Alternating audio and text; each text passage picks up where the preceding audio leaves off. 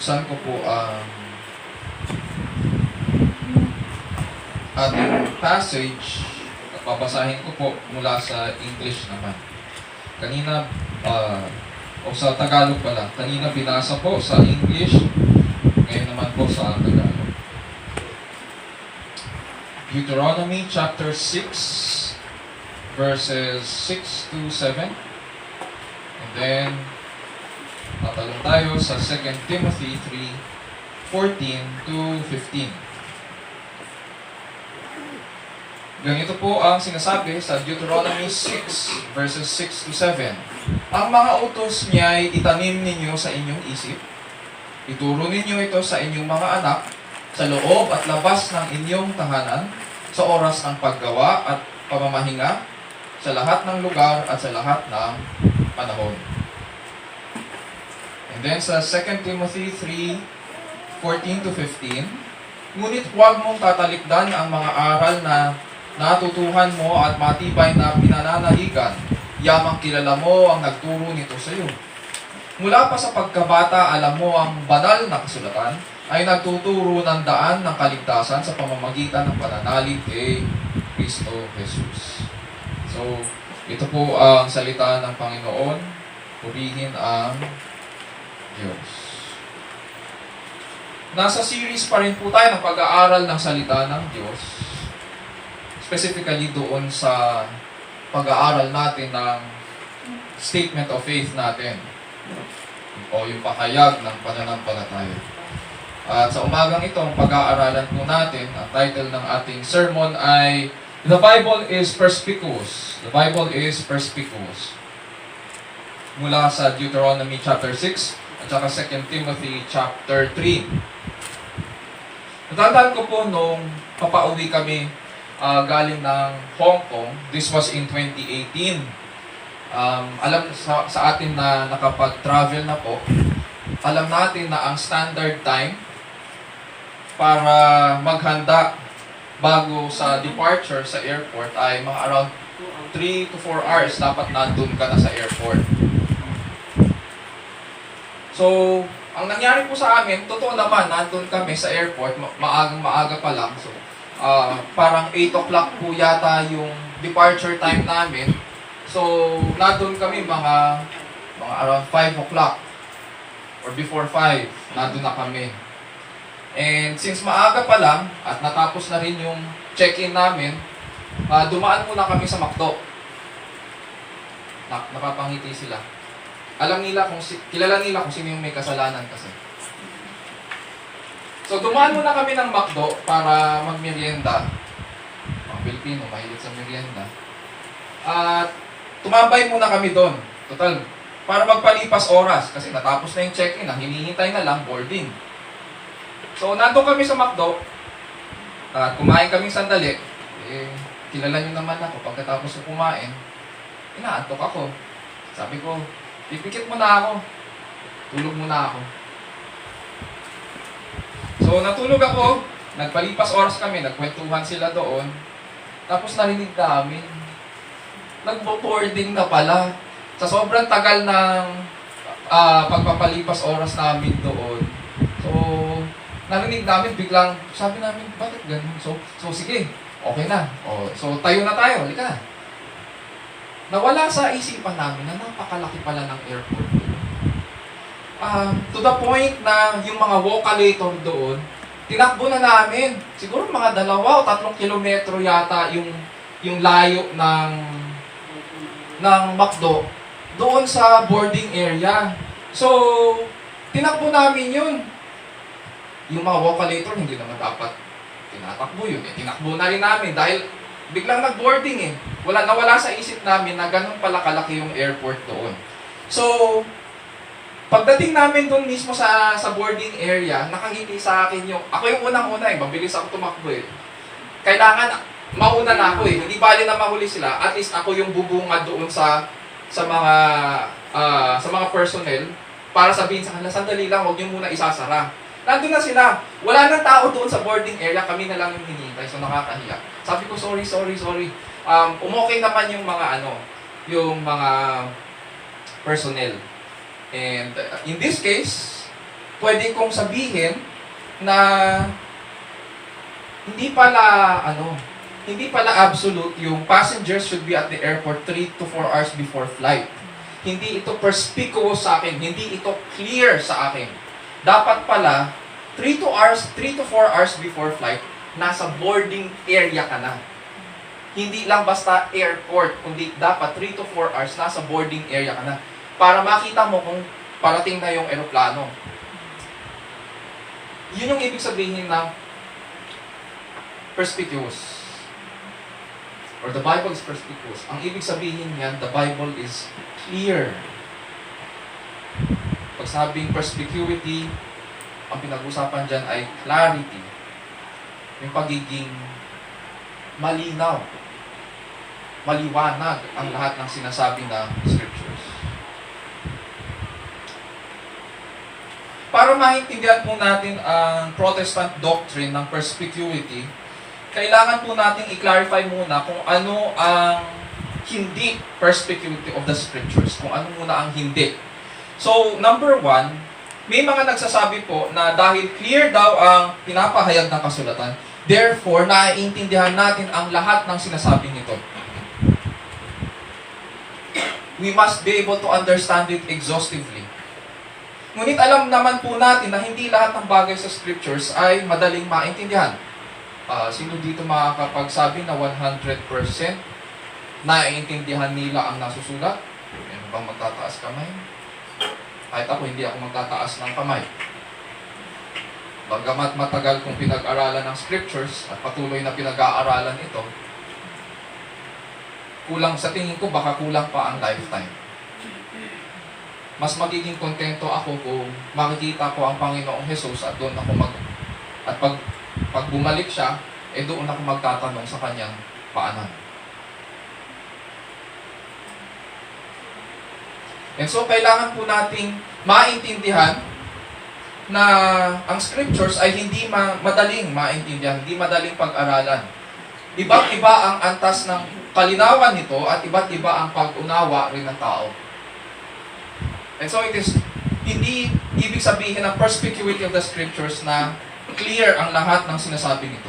Pangalawa, may iba na nagsasabi na dahil ang Bible ay klaro sa sinasabi nito, hindi ko na kailangan pag-aralan ito.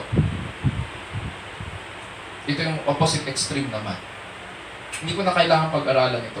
Meron din tayong maririnig ng mga preacher na ganyan. Ikaw magsasalita bukas, kapatid. O sige, hindi na ako mag-aaral. Kaya ako ang banal na espiritu na mangusap sa akin. Hindi ko alam kung katamaran yun o pinapairal lang nila ang o mali ang pagkakaintindi nila sa scriptures. Sabi nila, hindi ko kailangan pag-aralan ito. Pero kasi mismo scriptures ang nagsasabi sa atin na dahil hindi siya madaling maintindihan, we are encouraged to search it. Search the scriptures. For example, sinabi po ni Apostol Pedro doon sa mga believers na kausap niya sa 2 Peter 3:15-16, just as also our brother Paul, our beloved brother Paul, according to the wisdom given him, wrote to you, as also in his letters, speaking in them of these things, in which are some things hard to understand. Hindi ganun kadali. Hindi talaga ganun kadali. At dahil ganito ang sinasabi ng scriptures, kailangan po nating bigyan ng oras at panahon ang pag-aaral ng salita ng Diyos. Pangatlo, may iba naman na nagsasabi na dahil ang Bible ay perspicuous, dapat nagkakaisa tayo sa paniniwala. Ngunit alam po natin that this is not the case. Our church history is filled with theological differences. May mga mananampalataya na nagbabaptize unang sanggol. May mga believers naman na hindi. May mga kapatid tayo sa pananampalataya na nagsasabi na literal ang pamumuno ni Kristo ng 1,000 years bago dumating ang new heaven and new earth. At mayroon namang nagsasabi na itong 1,000 years na ito ay larawan o description ng kahabaan ng panahon ng pamumuno ni Jesucristo. bago dumating ang new heaven and new earth.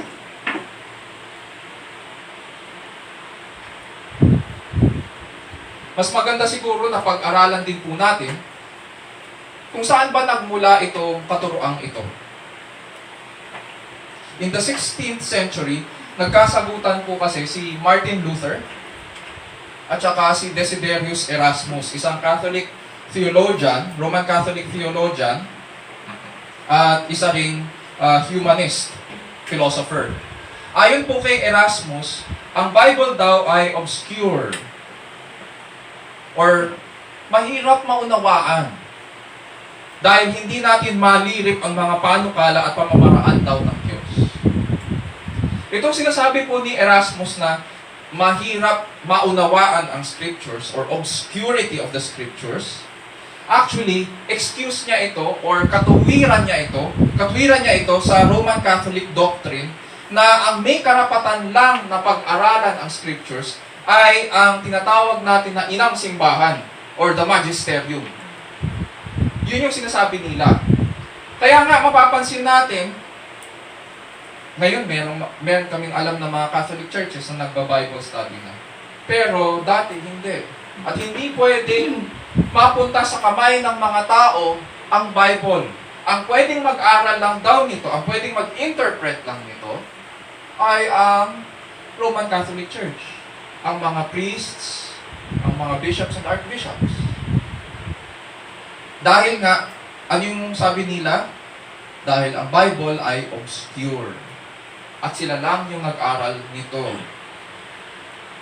At later on, pag binasa natin ang church history, 100 years later, or rather, 100 years later, makikita natin na pinatibay ito sa Council of Trent, or rather sa 16th century pala. Pinatibay nila ito sa Council of Trent. Sinagot ni Martin Luther itong si Desiderius Erasmus. At sinabi niya na ang Bible, klaro sa lahat ng pinapahayag nito. Dahil klaro ang Diyos. Klaro siya sa lahat ng nais niyang sabihin sa atin. Tayo po ang may problema dahil bulag at bingi tayo sa ating mga kasalanan. Hindi Diyos ang may problema, hindi ang nangungusap ang may problema. Ang may problema, yung nakikinig. Hindi yung nagsasalita, hindi yung nagpapahayag. Dinagdag pa ni Martin Luther na may dalawang klaseng clarity ang Scripture. Meron itong external clarity at meron itong internal clarity. Ang external clarity ay tumutukoy doon sa ministry ng Scriptures, yung physical ministry niya, yung mababasa natin ang mga text, mga passages at saka verses. At available ito sa lahat ng tao. Itong physical clarity. Mababasa ito lahat at maiintindihan ito ng non-Christians at saka Christians alike.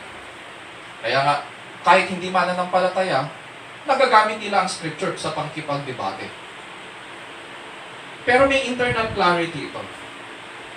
Na kahit basahin ang scriptures, hindi nila magigets ang panukala ng Diyos hanggat hindi binubuksan ng banal na espiritu ang kanilang mga mata. Hanggat hindi binubuksan ng banal na espiritu ang tenga ng tao, wala itong maririnig. Bingi pa rin ito kahit na may tenga. Yun yung internal clarity. Di ba nga sabi sa Psalm 53:1, "The fool has said in his heart, there is no God." So kailangan po ang banal na espiritu.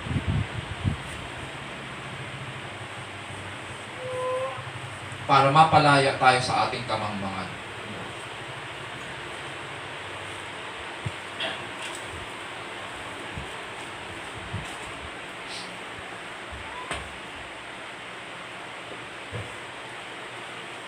Pagkatapos ng Council of Trent, nagtipon naman ang 151 na pastor theologians sa England. This time naman para tawagin naman na kailangan nilang magtawag ng pagbabago sa Church of England. tawag po sa assembly na ito ay ang Westminster Assembly. At mula dito, nagkaroon ng summary ng teachings of Scripture itong 151 na Reformed Pastor Theologians.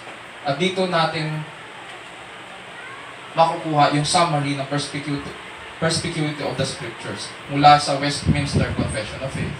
Ganito po ang sinasabi: all things in Scripture are not alike plain in themselves, nor alike clear unto all, yet those things which are necessary to be known, believed, and observed for salvation are so clearly propounded and opened in some place of Scripture or other, that not only the learned, but the unlearned, in a due use of the ordinary means, may attain unto a sufficient understanding of them.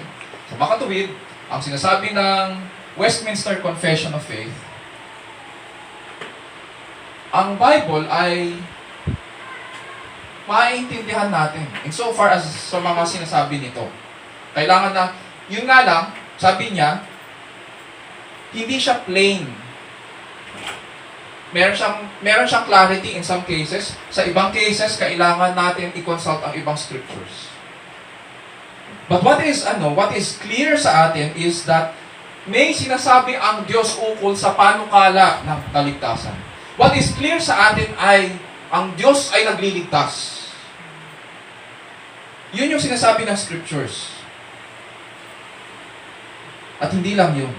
Sinasabi niya na maaari natin itong maintindihan sa pamamagitan ng ordinary means. Ano yung ordinary means? Sa pamamagitan ng pag-aaral. Katulad nitong ginagawa natin ngayon. Ito pangangailangan ng church na makilala ang Diyos. At malaman kung ano ang nature ng scriptures. Ito ang ordinary means. Itong ginagawa natin linggo-linggo. Sa makatuwid, ang tinutukoy na perspicuity of the scriptures ay sa mga bagay ukol sa ating katubusan. Ukol sa biyaya ng Diyos sa pagliligtas. That is clear. Yun yung maliwanag sa scriptures. And so sa ating pag-aaral ngayon, panalangin ko po na makilala natin na ang Panginoon ay Diyos ng karunungan. At kalooban po niyang maunawaan natin ang kanyang pinapahayag sa kanyang salita.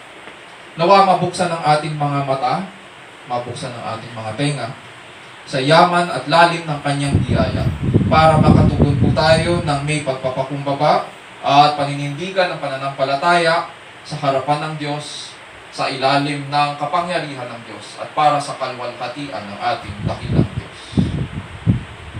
In the past weeks, na pag-aralan natin na ang Biblia ay salita ng Diyos. Ito po ang kanyang sinulat na pahayag para sa tao. Ito ang final authority pagdating sa katotohanan because it is inspired by God. Every word, every book, all 66 books, both Old and New Testaments, ay galing sa Kanya at wala itong kamalian sa mga original na documents. It is inerrant. It is infallible. And so why is the Bible our absolute authority in all matters of faith and practice? Because the Bible is our only source of knowledge, of knowing God, the God of truth. It is our only source of knowledge about God's plan of salvation. And it prescribes how we ought to live for God's glory and enjoy Him forever. Kaya nga, sinasabi natin, sumasampalataya tayo na ang Biblia ang salita ng Diyos, ang kanyang sinulat na pahayag para sa tao. Binubuo ng 66 na aklat, ito ay pasalita at ganap na kinasihan ng Diyos, na isinulat ng walang kamalian sa orihinal na mga dokumento, kaya ito lamang ang ating pinagmumulan ng kaalaman tungkol sa Diyos at ang kanyang plano ng kaligtasan, at ang ating ganap na otoridad sa lahat ng bagay ng pananampalataya at pamumuhay. Ngayon naman, pag-aaralan natin itong perspicuity of the Scriptures at kailangan nating tanungin, how do we properly now respond to Scripture's perspicuity or clarity? How do we properly respond to Scripture's perspicuity or clarity? And this leads us doon sa ating passage sa Deuteronomy 6:6-7. Itong Deuteronomy 6 ay isinulat ni Moises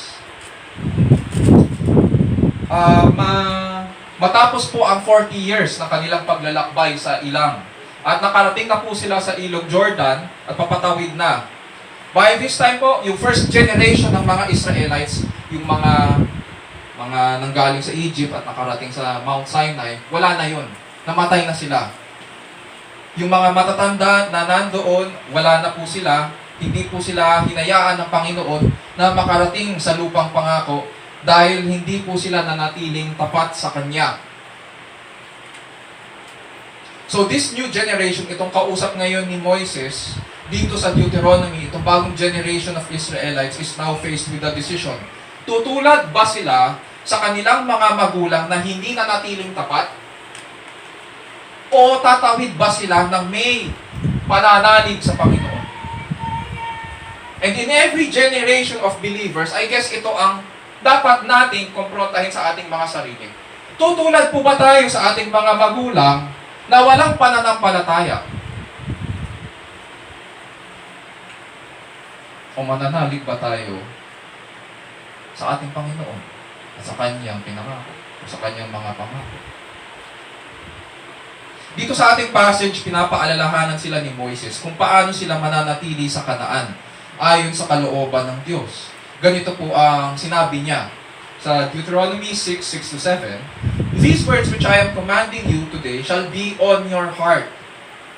You shall teach them diligently to your sons and shall talk of them when you sit in your house and when you walk by the way and when you lie down and when you rise up.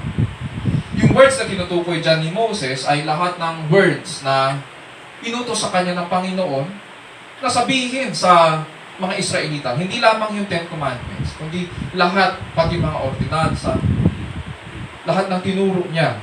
At yun yung kanilang tatandaan pagpasok nila sa Kanaan.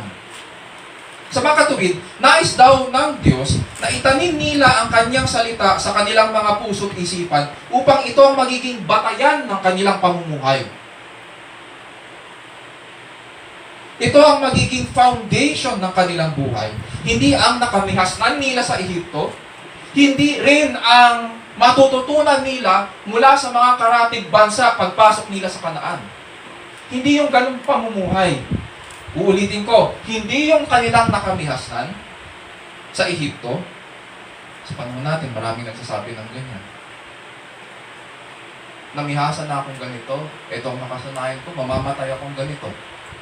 Obviously, yung ganong klaseng tao, hindi naghahanap ng katotohanan.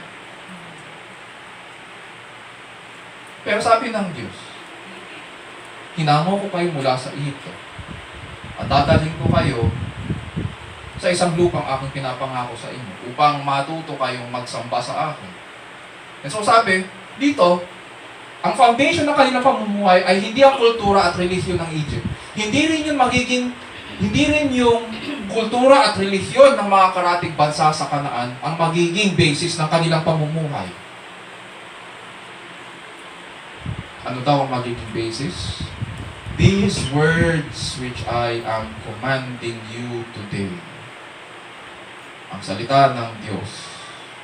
Yun ang magiging batayan ng kanilang pamumuhay. And so ganito ang magiging attitude ng bawat isa. Pero hindi naman nagtatapos doon lang ang kwento. God did not just want them to think about their present and individual attitudes. Para po tumagal sila sa lupain na kanyang pinangako sa kanila, kailangan daw nilang isipin ang future at mga susunod na salinlahi.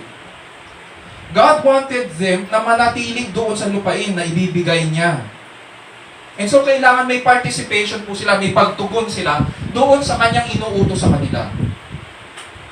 Ano dapat nilang gawin daw? Sabi, verse 7, you shall teach them diligently to your sons and shall talk of them when you sit in your house, when you walk by the way, when you lie down, and when you rise up. Sa mga katuwid, nais ng Diyos na ituro raw nila ang lahat ng inutos niya sa kanilang mga anak. Sa loob at labas ng tahanan, sa bawat lugar, at sa lahat ng oras at panahon. ganun ang kanilang magiging pamumuhay. Magiging concerned sila with how they and their families are to submit to His Word and its application sa kanilang family. Mapapansin natin dito from Old and New Testaments. Meron tayong kasabihan, di ba? Our family is our first ministry. Ang prinsipyo na yun ay hindi naman inimbento lang ng VBM o ng inyong pastor. Kita-kita dito ang sinasabi ng Diyos. Kanino kayo magmi-minister ng salita? Hindi naman niya sabi, o doon sa inyong kapwa, doon, pagpasok niyo sa Kanaan, o yung yung mga Pilistyan na nandyan, doon kayo magmi-minister. Hindi! Sabi niya, ano sabi ni Moises? You shall teach them diligently to your sons.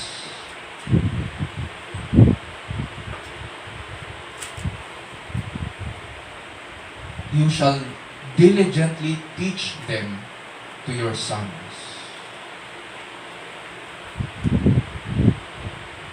Ang concern ng Diyos, kung tayo personally ay nagpapasakop na sa salita, kasama sa pagpapasakop na yon, ang pagtuturo sa ating mga anak. Hindi mo maaaring sabihin na nagpapasakop ka sa salita ng Diyos, pero ang iniisip mo lang sarili mo. Hindi pwede yun. Hindi mo pwedeng sabihin na, ay kami po, nag-church ako sa VBM, our family is our first ministry, pero sarili mo lang ang iniisip mo. Hindi. Hindi ganon ang inuutos ng salita ng Panginoon. Isipin mo ang iyong pamilya. Isipin mo ang iyong mga anak.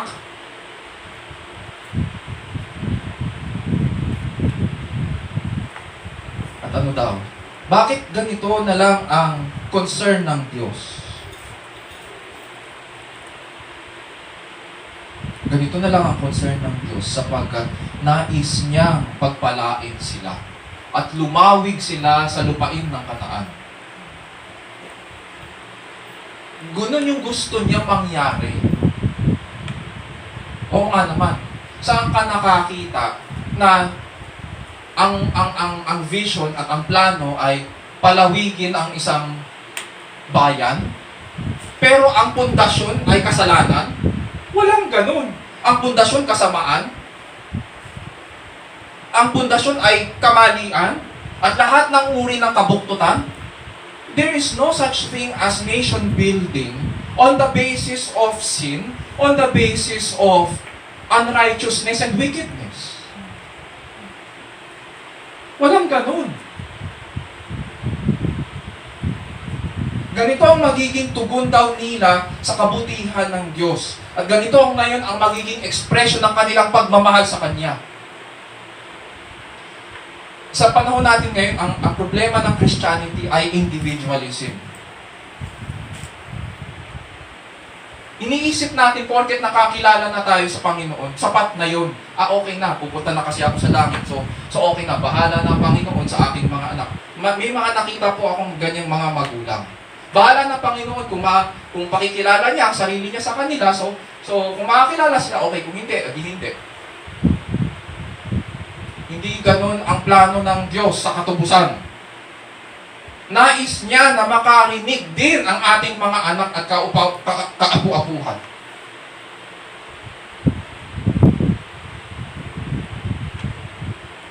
Bakit? Sinasabi niya, ganito niyo ako mamahalin. Ang definition ng pagmamahal sa Kanya, hindi galing sa atin. Siya ang nagsasabi kung paano natin siya mamahalin. Tayo, susunod tayo. At sabi niya, ganito niyo ako mamahalin. Gusto ko, ituro niyo ito sa inyong mga anak. Para sila rin, matutong mahalin ako at ituturo rin nila ito sa kanilang mga anak. Sa umagang ito, ang gusto kong maging focus natin ay ang mga salitang, these words which I am commanding you today shall be on your heart. You shall teach them diligently to your sons. You shall teach them diligently to your sons. So ano yung first point natin dito? Ang first point na makikita natin dito to answer our question, how do we respond now to the perspicuity of the Scriptures? Ang first response natin ay ito: we submit to Scripture and teach our families to do the same. We submit to Scripture and teach our families to do the same. Hindi po natin maaaring sabihin na mahal natin ang Diyos pero hindi natin tinuturuan ang ating mga anak at ang ating mga pamilya. Hindi. Maliwanag ang Scripture. Maliwanag ang inuutos dito. Merong iba siguro iniisip natin, kakausapin ko si Pastor mamaya. Merong iba mga natuwiran, gustong parang ako ba ang otoridad dito? Hindi naman ako, tagapahayag lang ako. Kung ano sinasabi ng Scripture, yun ang sinasabi ko. Hindi, wala sa akin ang kapangyarihan para bigyan ka ng excuse. At wala rin sinasabi dito sa kasulatan na may excuse. Ngayon, kung gusto mo i-excuse ang sarili mo, sabihin mo yan sa Panginoon. Tingnan natin kung meron siyang isasagot sa'yo. Pero duda ako kung meron siyang isasagot. Kaya huwag ka na mag-attempt. The fact na humihingi ka ng excuse, pinapakita mo lang ang yabang mo. Ang kahambugan mo.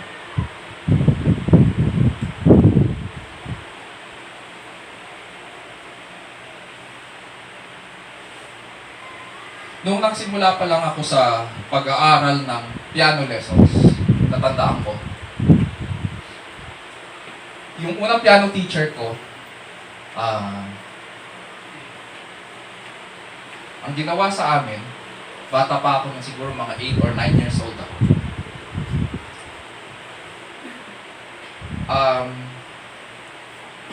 Pinaano niya sa akin, sabi niya sa akin, show me your fingers. So pinakita ko yung fingers ko. Show me the tips of your fingers. So pinakita ko yung fingertips ko. Kumuha siya ng pencil. Sabi niya, masasaktan ka.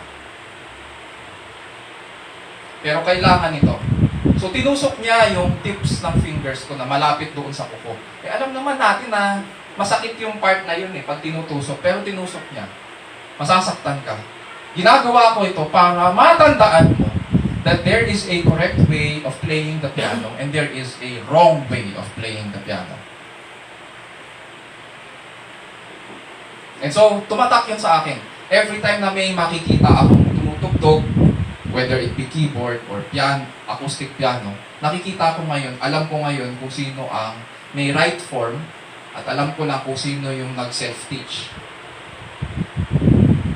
Ganon din dito sa Scripture. Yung salitang teach dito ay to prick. Yung pagtuturo ay hindi naman laging masaya. Masasaktan ka rin. Sa pagsunod natin sa Panginoon, masasaktan tayo. Pero kailangan yun para matandaan natin na mayroong Diyos na pumapatnubay sa atin. At kailangan natin matandaan na ang basis ng ating pamumuhay ay ang Kanyang salita. One time, pagkatapos ko magpahayag ng Ebanghelyo sa aking kausap, sumagot siya sa akin, huwag mo na akong paliwanagan yan. May kanya-kanya tayong interpretasyon. Narinig ko rin itong ganitong klaseng katwiran, isa sa mga leaders ng church. Kaya napailing ako. Sabi ko sa kanya, sa leader ng church, kung ganyan ang isasagot mo sa akin, mag-ingat-ingat ka. Dahil mukhang hindi mo yata alam ang Bible mo at hindi mo kilala ang Diyos na sinasamba mo. Bakit? Yung gumagamit ng ganitong katwiran na huwag mo na akong paliwanagan, may kanya-kanya tayong interpretasyon. Ang ibig lang sabihin niyan ay hindi natin maaaring maintindihan ang sinasabi ng kasulatan. Kung ano ang pagkakaintindi mo, sa'yo yun. Kung ano ang sa akin, okay to para sa akin. Therefore, ang sinasabi niya, walang iisang katotohanan na pinapahayag ang Scripture. Hindi natin maaaring maintindihan kung ano yung nakasulat dito. At hindi natin mararating yun. Hindi natin matutumbok yung katotohanan yun. Kanya-kanya na lang tayo. At gusto niya, dahil kanya-kanya na lang tayo, kung ano yung sa'yo, tama yun, kung ano yung sa akin, tama yun. Pwede ba naman yun? Sabi ko, pinag-aralan natin last week na ang isa sa mga attributes or qualities ng katotohanan ay nagdi-divide ito. Exclusive siya. Pag sinabing katotohanan, yun lang ang tama. Hindi pwedeng lahat tama at walang mali. Walang ganun. And so, ganun din ang pinalalabas itong nagsabi nun sa akin. Kanya-kanya lang. Kung ganito ang palusot ng ating kausap, pinalalabas niya na wala sa isipan ng Diyos na maging klaro ang kanyang salita.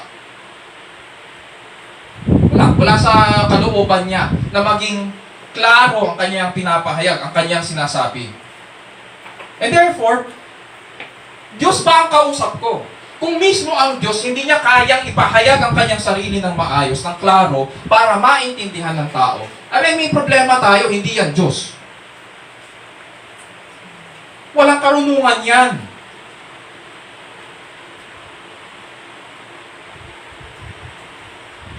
And so pinalalabas nila na okay lang na hindi natin malaman ang totoo. Kasi kanya-kanya tayong katotohanan eh. Hindi pwedeng kanya-kanyang katotohanan. Iisa lang ang katotohanan. Sinasabi rin nila na okay lang na hindi klaro ang Diyos sa sinasabi niya ukol sa kanyang katubusan, ukol sa kanyang biyaya. It is not okay. It is not okay. Bakit pa sinasabi ng scriptures? Bakit pa kailangan sabihin ni Moises, "These words shall be on your heart. Teach them diligently to your sons." Kung hindi naman pala kalooban ng Diyos na matutuhan nila ang katotohanan. At magkakanya-kanya lang pala tayo. Bakit pa kailangan sabihin ito ng Diyos? At kailangan silang hanguin mula sa Ehipto? At kailangan silang balaan, bigyang babala doon sa mga may encounter nila sa Kanaan? Bakit? At kailangan sabihin, tandaan nyo, kailangan nyo sumunod sa lahat ng sinabi ko sa inyo. Bakit kailangan pa? Kung kanya-kanya lang, tanggap naman pala natin na lahat ng sinasabi ng relihiyon ay totoo. Hindi lahat totoo. Hindi lahat magbibigay buhay. Hindi lahat. And therefore, ang laking kasinungalingan ang pinalalaganap ng panahon ito. We care for these things because it is God's word. And it is in the character of God to make Himself clear. Punta tayo sa pangalawang tugon. 2 Timothy 3:14-15. Madalas natin naririnig ang passage na ito, especially doon sa ating mga reciters. Pero ang ginagamit nila ay yung 2 Timothy 3:16 and 17.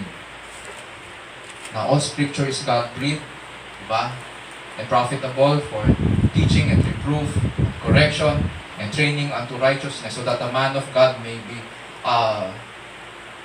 perfect. So, ginagamit yun ni Brother Ronel at saka ni Brother Owen kapag tumatayo sila dito sa ating harapan. Pero ngayon, ang ating pag-aaralan naman ay yung verses bago sa 16 and 17. Yung 14 and 15. At sinabi ni Apostol Pablo kay Timothy, "You, however, continue in the things you learned and become convinced of, knowing from whom you have learned them.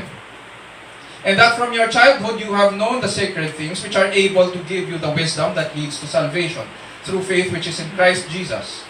Itong sinusulat ngayon ni Apostol Pablo kay Timothy ay ang kanyang huling liham. Paniwala niya kasi, pagkatapos ng kanyang paglilitis sa Roma,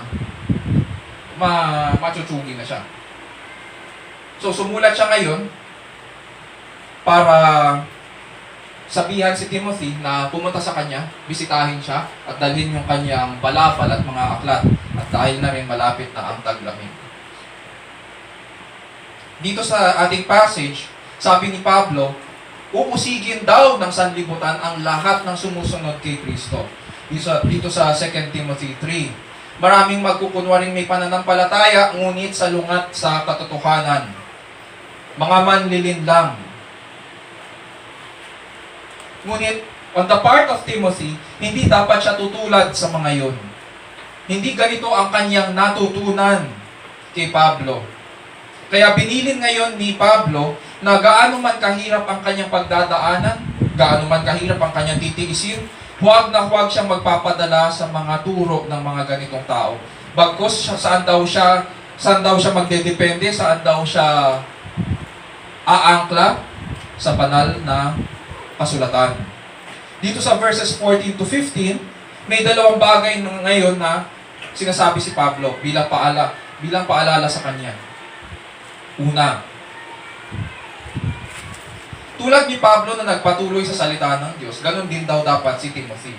Sabi niya, you however, continue in the things you have learned and become convinced of, knowing from whom you have learned them. Things that you have learned and become convinced of. Lahat ng bagay na natutunan daw ni Timothy kay Pablo ay magpatuloy siya doon, manatili siya doon. Pangalawa, sabi ni Pablo, and that from your childhood you have known the sacred writings. From childhood. Kanina, sa Deuteronomy 6, anong utos? Ang utos ay, ituro ang salita ng Diyos sa ating mga anak. Dito, sa 2 Timothy 3:15, ang sabi ni Pablo, from childhood, you have known the sacred writings. Lumalabas dito, pag bumalik lang tayo sa early chapters ng Timothy, matututunan natin na ang nagturo sa kanya ng pag-aaral ng salita ng Diyos ay yung kanyang lola at saka ang kanyang ina. Yung lola niya na si Lois at saka yung nanay niya na si Eunice. So, ang tinutukoy dito ni Pablo ay yung lahat ng natutunan mo ukol sa kasulatan, mula sa iyong ina at sa iyong lola, doon ka magpatuloy. So, habang dumadaan ka sa mga pagsubok, dahil sa ministry, at sa mga pagtitiis dahil sa pananampalataya, manatili ka at magpursigi ka sa pag-aaral ng salita na iyong nasimulan sa iyong, sa natutunan mo sa iyong lola at ina. Ibig sabihin, naging tapat. Naging tapat. Yung grandmother niya at saka yung nanay niya. Yan so sinasabi ni Pablo, ano man ang iyong pagdaanan, gaano man kahirap yan, magpatuloy ka dyan. Mabilis lang, madali lang ang dito, application. Hindi naman, madali ba ang pananampalataya? Hindi. Hindi naman eh. Lahat ng encouragement sa Bible, ganyan. Madali ba? Hindi madali. Madali bang maintindihan? Hindi. Madali bang mag-aral? Hindi. Pero hindi ibig sabihin na porket mahirap, tatalikdan mo na yan. Abay, gusto pala natin maging madali ang buhay natin, di maging false teacher na lang tayo. May pinakamadali dito sa buhay na ito, ang pinakamadali sa mundong ito ay maging false teacher eh. Huwag ka mag-aral at magsalita ka na lang dito na magsalita ng mga walang kamunasan. Ganun ang buhay. Ang gusto ng buhay sa mundong ito, ganun ang takbo.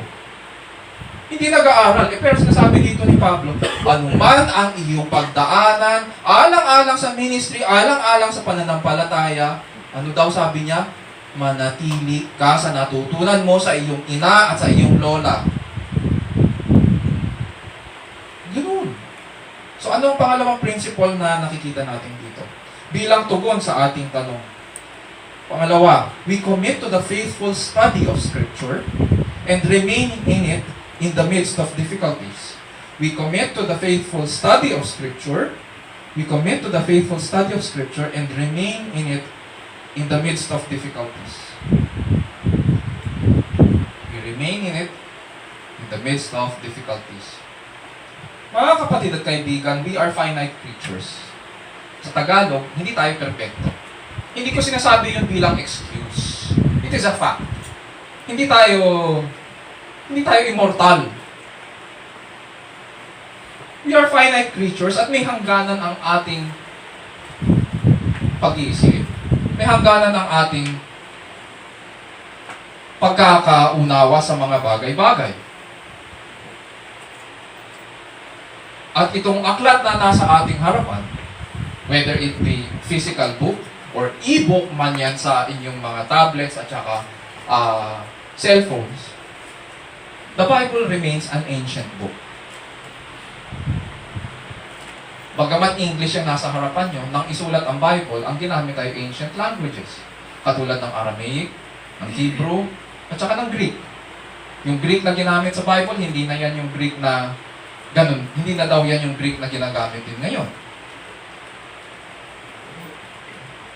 And so the Bible remains to be an ancient book using ancient languages.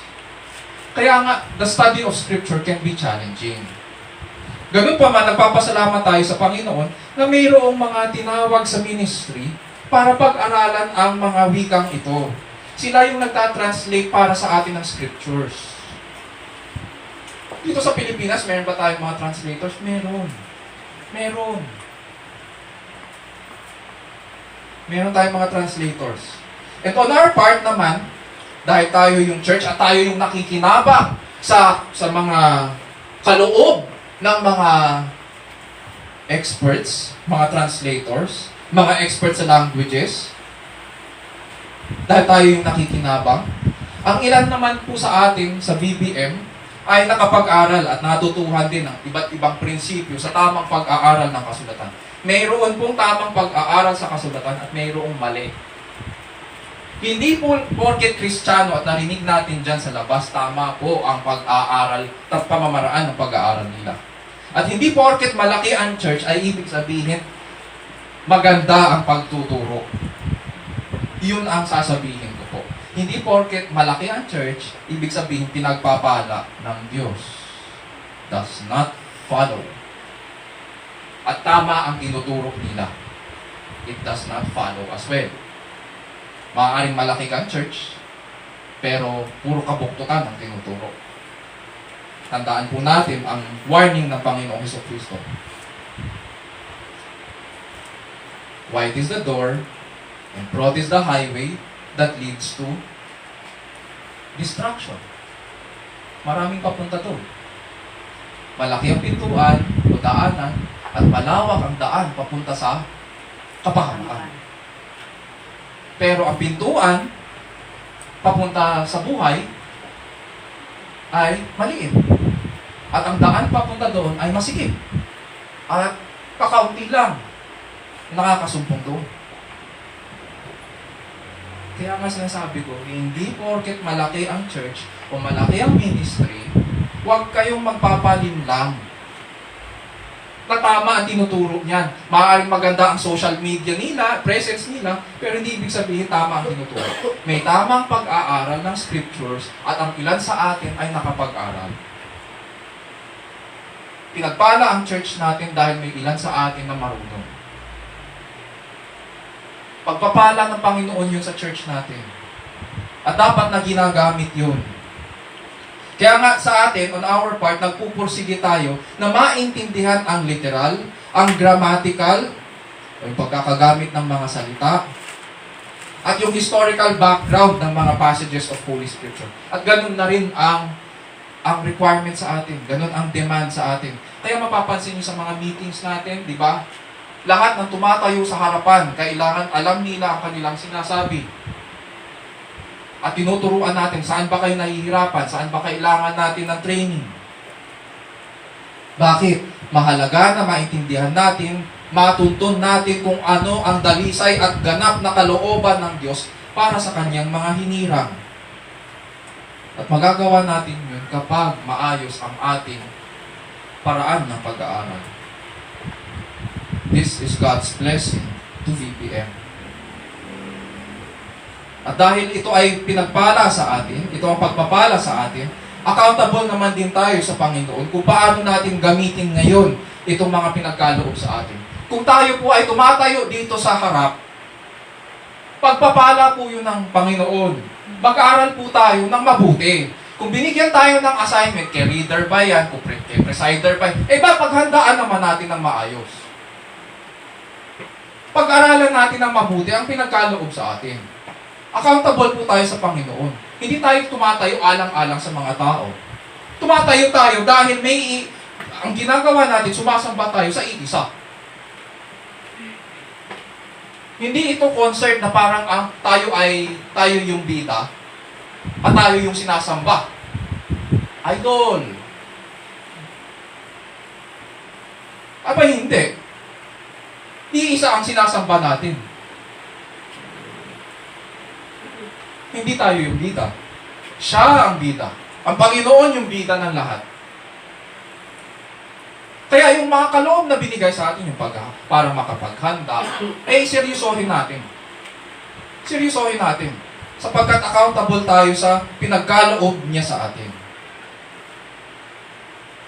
At kung tayo ay tatanungin ng Diyos, pagdating ng araw, how did you respond to my word?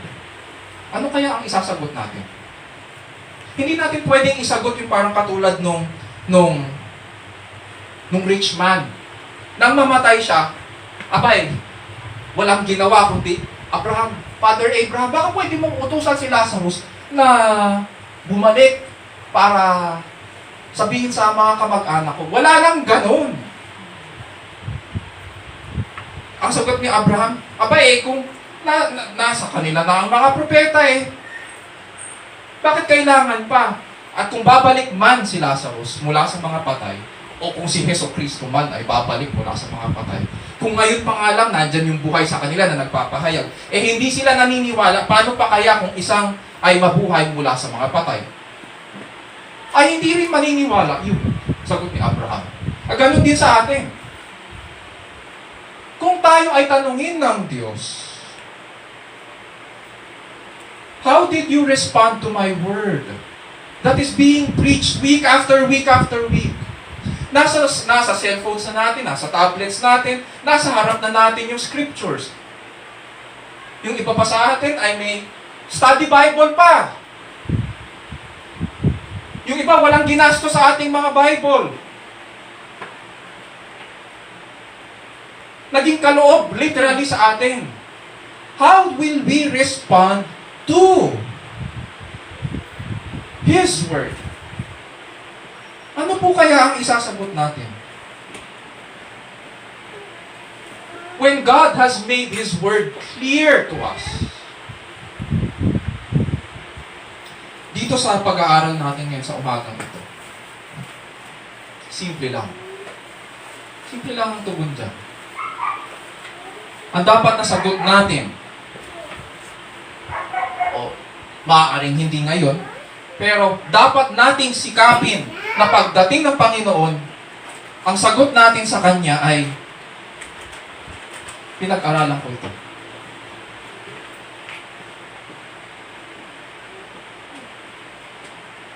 Binigyan ko ito ng oras at panahon. Nagpasakop ako dito.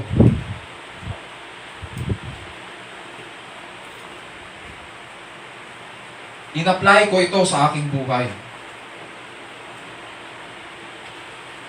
Hindi lang yun. Tinuro ko ito sa aking mga anak. Tinuro ko ito sa aking pamilya. Sa makatubit, itinali ko ang buong buhay ko dito. Sapagkat, bakit? Saan ka nakakita ng Diyos?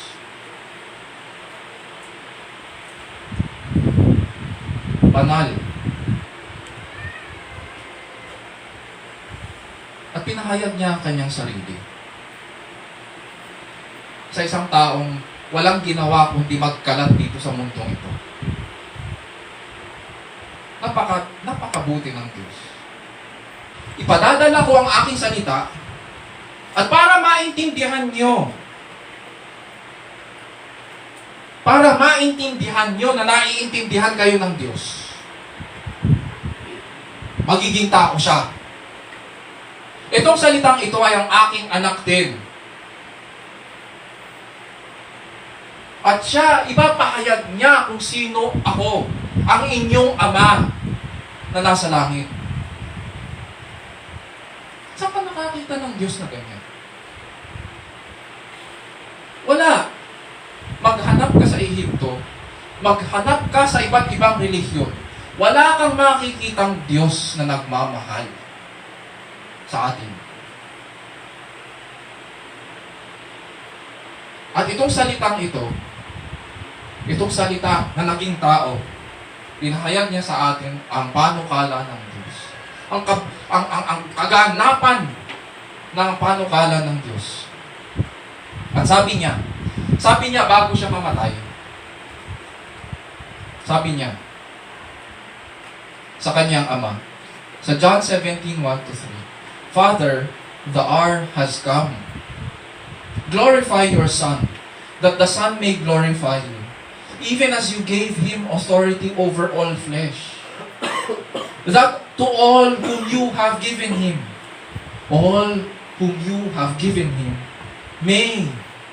He may give eternal life. And this is eternal life, that they may know you, the only true God, and Jesus Christ whom you have sent.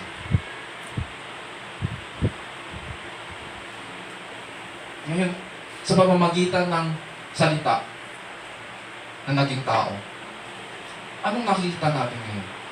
Nakikita natin ang kabutihan ng Ama. Na hindi lamang niya nais na malinis tayo mula sa ating mga kasalanan. Hindi sapat para sa Kanya na bigyan tayo ng panibagong buhay dito pag namatay tayo, wala na. Hindi. Nilikha tayo ng Diyos para masiyahan sa Kanya. Kaya nga, ang sinabi dito ni Jesucristo, all whom you have given me, all who have given Him, yung anak, He may give eternal life. Ang Diyos ay nagbibigay ng buhay na walang hanggan. At yung buhay na walang hanggan, yung sabi niya, yung mga nasa isipan natin, wala yan. Sabi niya, ito ang buhay na walang hanggan. This is eternal life. Hindi ito lugar. Ang problema po natin ay hindi natin kilala ang ating Diyos. Ang problema natin, sabi ko kanina, yung pag-iisip natin. At dahil kay Kristo, nabuksan ang ating mga mata at nabuksan din ang ating mga tenga.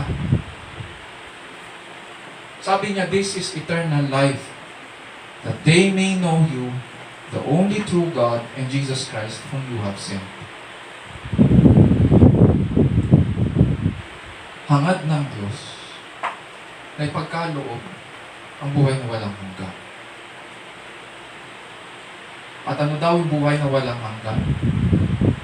Ang buhay na walang hanggan ay ang pagkilala sa Ama na Siya ang lumikha ng lahat, na Siya ang mabuti, Siya ang nagpo-provide, may pakialam Siya sa atin, kaya nga niya pinadala ang salita, ang Kanyang anak. At upang makilala rin natin si Jesucristo, na tumubos sa atin at nakamtan para sa atin itong buhay na walang hanggan.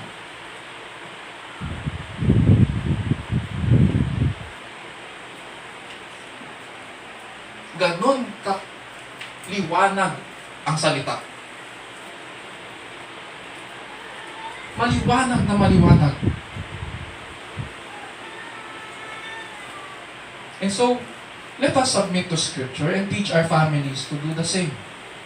Pangalawa, let us also commit to the faithful study of Scripture and remain in it even in the midst of difficulties. Ang buong kasulatan po, both Old and New Testaments, all 66 books, including all its contents and parts, ay binigay ng Diyos upang makilala natin at malaman ang Kanyang panukala ng kaligtasan. God's Word is clear about God's plan of salvation. Kaya nga dapat lalo tayong tumugon ng may pagpapakumbaba, pagpapasakop, habang ating pinag-aaralan ang pinahayag na kalooban ng Panginoong Diyos bilang ekspresyon ng ating pagmamahal sa Kanya. Ngayon naman po ay basahin na po natin ang paragraphs 1 and 2 ng ating statement of faith. Na ganito ang sinasabi.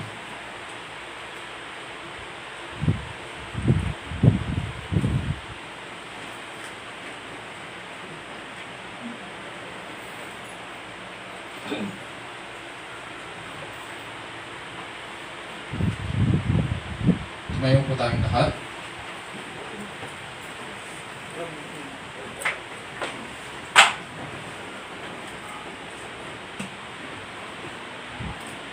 At sabay-sabay natin bigkasin ang ating statement of faith.